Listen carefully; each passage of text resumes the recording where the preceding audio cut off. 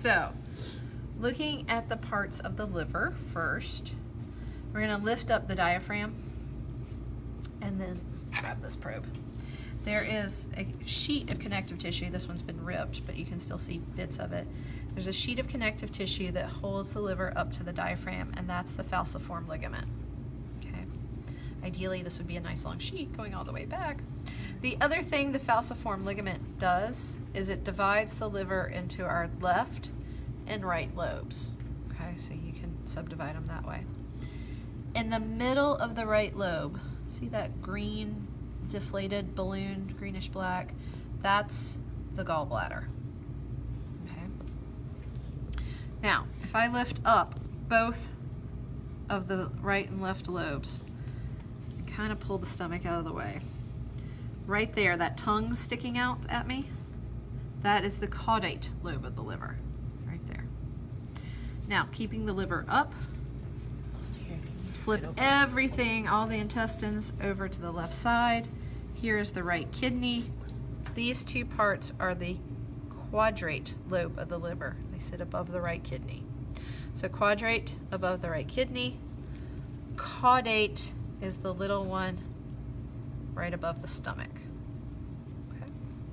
Now, for the parts of the stomach, get the small intestines out of the way. The esophagus comes through the diaphragm back here and joins with the stomach. The area of the stomach right next to the esophagus is the cardiac region of the stomach. Up above that is the fundic region, or the fundus of the stomach. Most of this is the body of the stomach, and then right at the very end is the pyloric region of the stomach. The other two parts of the stomach are the greater curvature, which is the big curve of the stomach, and the greater omentum, which is all this net, is attached to the greater curvature. Okay? The small curve at the top is the lesser curvature, and there's a little bit, it's been ripped here to get to the caudate lobe of the liver, but there is a membrane that is attached to it that's the lesser omentum. So lesser omentum is attached to the lesser curvature. Yeah. The one other thing I want to point out, students kind of have problems with this, is the pancreas. Pancreas in cats is huge.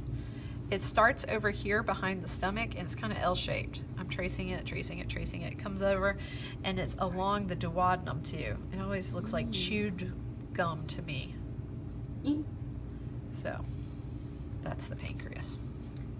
Where's the pyloric sphincter? The pyloric sphincter is the circle of muscle between the pyloric region and the small intestines, and you can see an indent where it is, but you can't actually see it because it's in the inside, but you can see an indent there. But that is what separates the stomach from the small intestines. Did I miss anything else? Okay. Yeah,